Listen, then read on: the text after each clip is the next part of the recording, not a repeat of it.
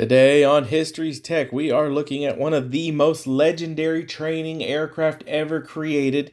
We are looking at the North American T-6 Texan. This aircraft, nicknamed the Pilot Maker, produced more fighter pilots and bomber pilots than any other aircraft for the Allies during World War II.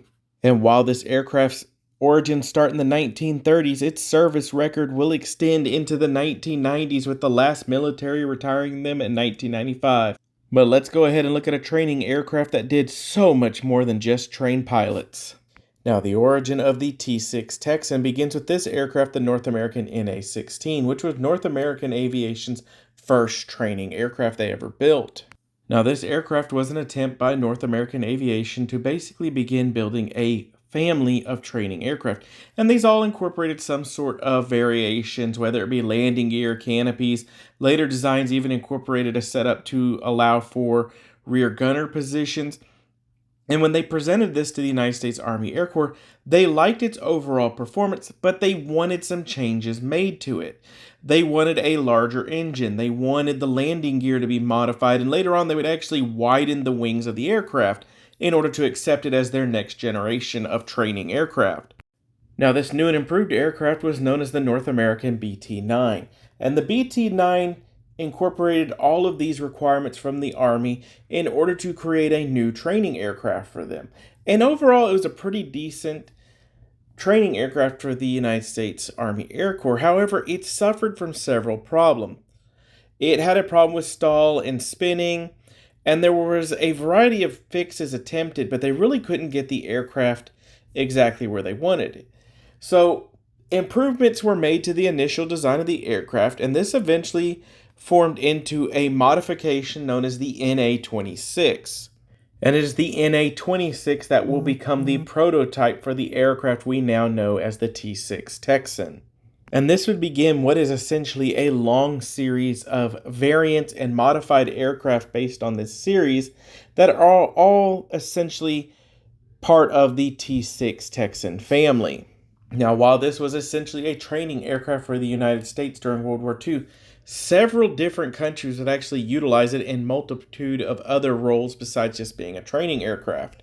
During World War II, the British actually deployed them to North Africa, not as a combat aircraft, but instead to be utilized in training British pilots to fly American aircraft during that theater of war. But they would actually see combat during multiple conflicts during the 1940s. They would take part in the Ecuadorian-Peruvian War, where they would be equipped with dual 30 caliber machine guns and capable of carrying 4 116-pound bombs. 20 of them would be deployed with the Syrian Air Force during the 1948 Arab-Israeli War, where they would be utilized not only as ground attack aircraft, but also in air-to-air combat, where one of them successfully shot down an enemy fighter aircraft. Following this, the Israelis would actually buy 17 of the British variants and utilize them at the end of the 1948 Arab-Israeli War. They would be utilized during the Greek Civil War to provide ground support to the Greek army, and later on during the Korean and even Vietnam War, where they would be pressed into service as forward air control aircraft nicknamed the Mosquitoes. From there, they would be utilized in multiple African conflicts, including the Algerian War. They would see combat in Portugal with the Portuguese colonial wars in Africa. They would fight in Argentina, where they bombed the Plaza de Mayo during the 1963 Argentine Navy revolt, where they actually successfully knocked out multiple M4 Sherman tanks. And from there, they would serve in multiple air forces in Africa, Asia, and South America, with the last T-6 Texan being retired by the South African Air Force in 1995, where it was utilized as a basic trainer, mainly as a result of United Nations embargoes against South Africa's apartheid policies.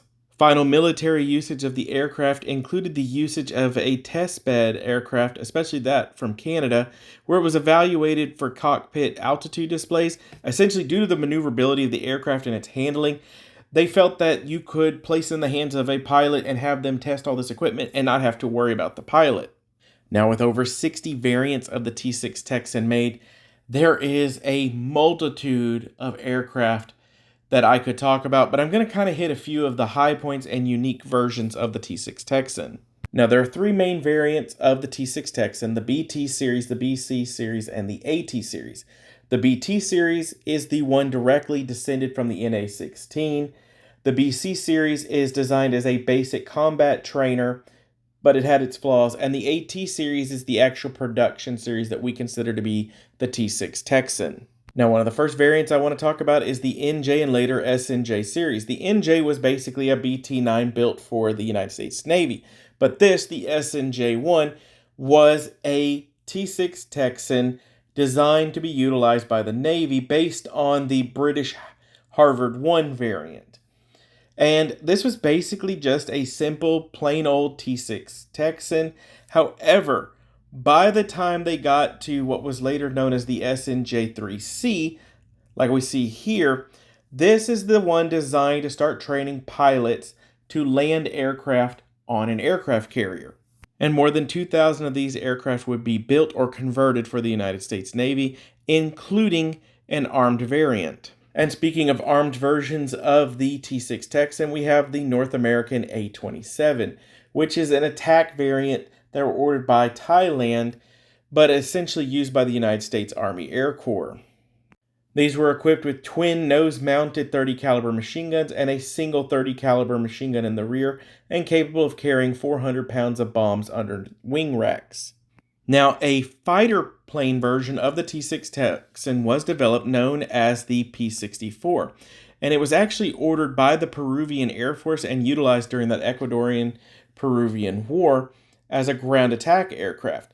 And a few of them were actually ordered for the Royal Thai Air Force in 1940. However, this order was canceled, and the aircraft were given to the United States Army Air Corps, where they would be utilized as an advanced fighter trainer. And that's pretty much the end of the story of the P-64. After 13 aircraft were built, the contract was canceled. But probably one of the most unique versions of the T-6 Texan is this, the Bacon Super T-6. And this was an attempt by the Earl Bacon Corporation to create a fighter aircraft for foreign air forces by utilizing surplus T-6 Texans. And the best way to describe this, and it's been described many times by people, as an illicit affair between a T-33 and a T-6. And the reason for this is it takes the 33's canopy, its tip tanks, its tricycle landing gear, all of those, and then it adds a streamlined cowl and wings that include jet stack exhaust, augmented cooling, and a 4-foot reduction of its wingspan. And the whole idea was this would be a high-speed, fast fighter aircraft, propeller powered, that could be sold to foreign nations without having to worry about any issues of selling them a jet fighter. But with no interest in the aircraft, the project was abandoned in 1957. Now, due to the fact that more than 15,000 aircraft were produced, they served into the 1990s, it's believed that there's nearly 500 airframes flying today. And they are well known for flying with multiple groups around the United States and the world, including my first time ever seeing a T-6 Texan fly as a child, which is with the Tora Tora Air Show. And because of this, it is really easy to see these aircraft around the world, and they regularly do come up for sale. And in fact, if I had the money, I would purchase one of these aircraft just for the fun of it. But there you have it, an absolutely amazing look at an amazing training aircraft that would be utilized as a light attack aircraft, a light bomber, a forward reconnaissance aircraft, ground support aircraft, and more, serving into the 1990s, where it would be utilized in its original role as a training aircraft. And to this day, because of the sheer number made, its popularity, its versatility, it's still utilized and collected around the world. But that's it for today. Thank you for joining me, and I look forward to talking to you on the next time.